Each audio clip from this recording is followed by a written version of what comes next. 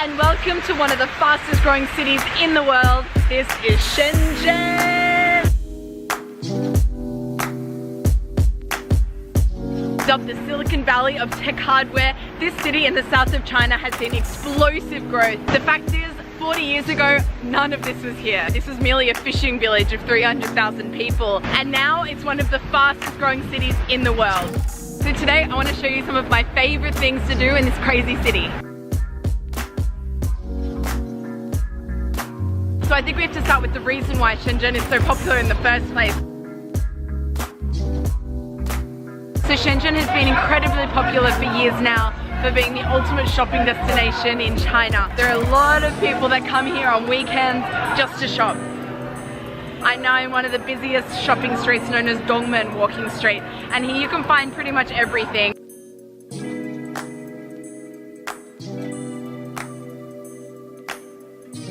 Chinese phone cases are so extra. You need to see what some of these say.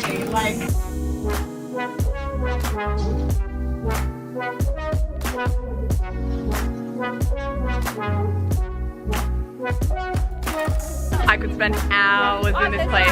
And if you're up to something a little more expensive, you're up to those brand names. Shenzhen has mall after mall after mall after mall.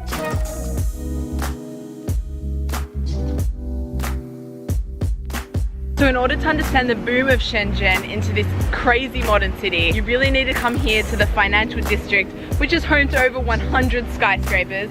And the craziest thing about the whole thing is 40 years ago, none of this was here. Shenzhen now ranks number 12 in the world for the number of skyscrapers.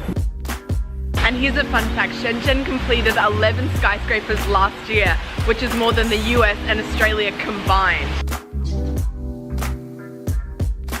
So this is the tallest building in Shenzhen and the 4th tallest building in the world. It's freaking huge.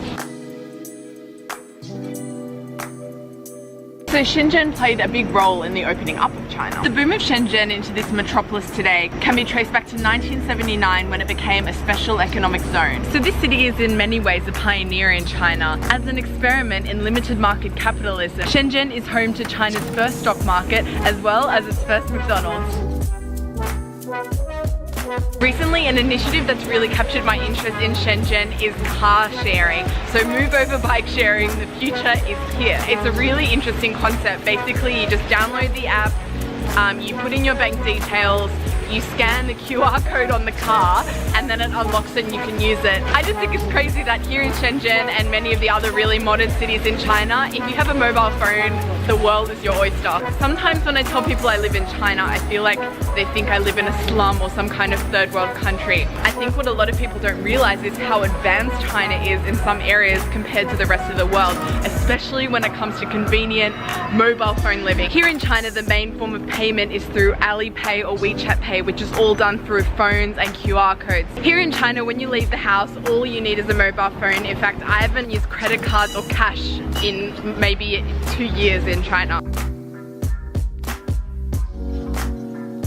China is the land of the QR code. I'm always scanning, buying. I've started seeing homeless people on the streets that no longer ask for like spare change. They actually have a QR code to ask people to scan their QR code and electronically send them money. And another thing I really like about Shenzhen is it's a very green city. There are numerous parks scattered around the city, and on the side of the road there's always trees and grass. So it's definitely nice to know you can get in touch with a little bit of nature while you're here in Shenzhen. And Shenzhen definitely also has its quirky side. Something you may not know about Shenzhen is that it's full of theme parks, and this one here is probably my favorite of the lot. It's called Window to the World.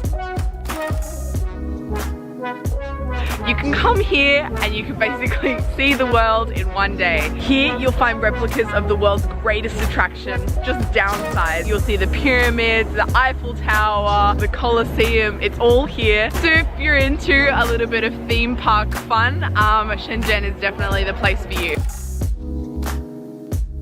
And because this is such a new city, it means that it's also very ethnically diverse because no one is actually from Shenzhen. Everyone has either moved or immigrated here from other places. Everyone has their own interesting stories to tell, own places that they're from, and also it means that you can pretty much eat whatever you want to eat here. There's someone from everywhere.